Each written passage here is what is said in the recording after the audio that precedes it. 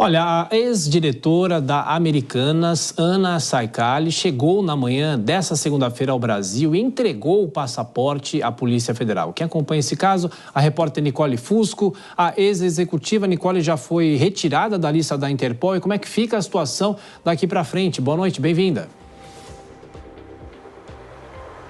Oi, Thiago. Boa noite para você, para todo mundo que nos acompanha. Uma excelente semana a todos. Pois é, o nome de Ana Saicali, então, deve ser retirado dessa lista das pessoas mais procuradas do mundo. Isso porque a 10ª Vara Federal Criminal vai comunicar à Interpol que ela retornou ao Brasil. Ana estava em Lisboa, em Portugal, e como você disse, chegou por volta das 6h40 da manhã desta segunda-feira no Aeroporto Internacional de São Paulo, que fica em Guarulhos, na região metropolitana. E o retorno dela aconteceu depois que a prisão preventiva que tinha sido expedida contra ela foi revogada. A Justiça Federal substituiu, então, essa prisão preventiva por outras medidas judiciais, como o próprio retorno dela ao Brasil e também a entrega do passaporte. Essa decisão foi tomada pelo juiz Márcio Muniz da Silva Carvalho, que atendeu justamente a um pedido da própria Polícia Federal. Por isso, então, quando ela retornou ao Brasil, ela entregou o passaporte e não poderá mais deixar o país. Ana Saicali foi alvo de uma operação da Polícia Federal na quinta-feira da semana passada, operação essa contra as fraudes contábeis das lojas Americanas, que, segundo as investigações, estavam em torno de 25 bilhões de reais.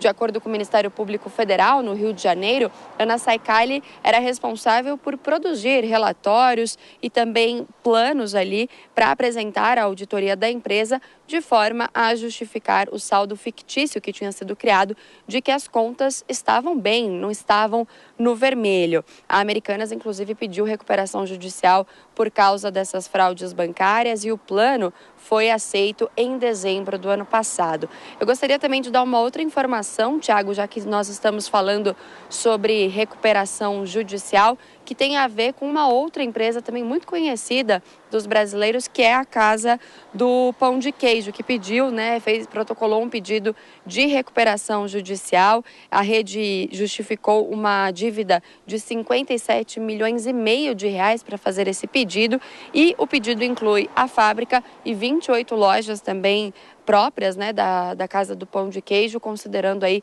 todas elas que ficam em aeroportos, o que não inclui, portanto, as redes de franquia. Thiago. É isso, estaremos acompanhando então todo esse processo. Nicole Fusco com as informações dessas empresas aqui no Jornal Jovem Pan. Até mais tarde. Nelson Kobayashi, no caso da Americanas, essa ex-diretora, o que acontece com ela, por que ela não fica presa, pelo menos essa é a expectativa. Já o outro diretor que está lá na Espanha, e é um caso assustador, Como que eles puderam fazer tanta maquiagem com planilhas paralelas, numa grande empresa aqui do Brasil? A gente teve muitas falhas, Houve muitas falhas nesse processo todo da Americanas, porque eu vejo com muita dificuldade como é que eles puderam fraudar tantos dados e em uma empresa desse tamanho, onde se pressupõe a existência de diversas revisões de todos os processos, de diversos conselhos, conselho administrativo, conselho fiscal, auditorias internas e externas, uma política de compliance que deve existir em qualquer empresa desse porte, necessariamente, de maneira obrigatória, inclusive.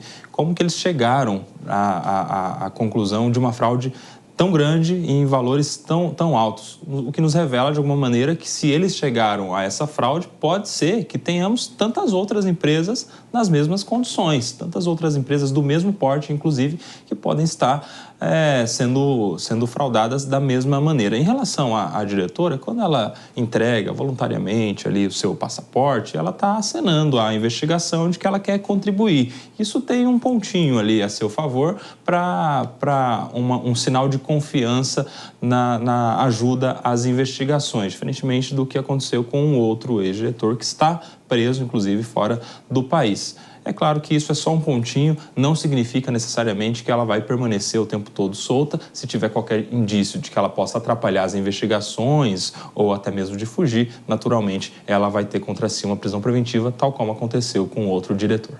Dora, e a proporção que esse caso ganhou, não só na época da recuperação judicial, mas todas essas informações que estão sendo divulgadas agora, Dora?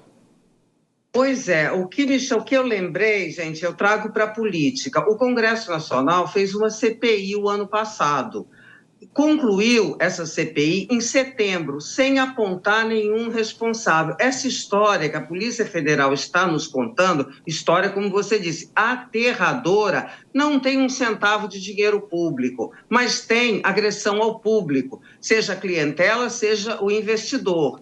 E a CPI não foi capaz de nos contar essa história, um exemplo típico de uma CPI inútil em que o Congresso não cumpre a sua função de fiscalizar. Não precisava uma CPI, sabe aquela, no calor do acontecimento, então acontece uma coisa, faz-se uma CPI, tem aquela barulheira e é um barulho para nada.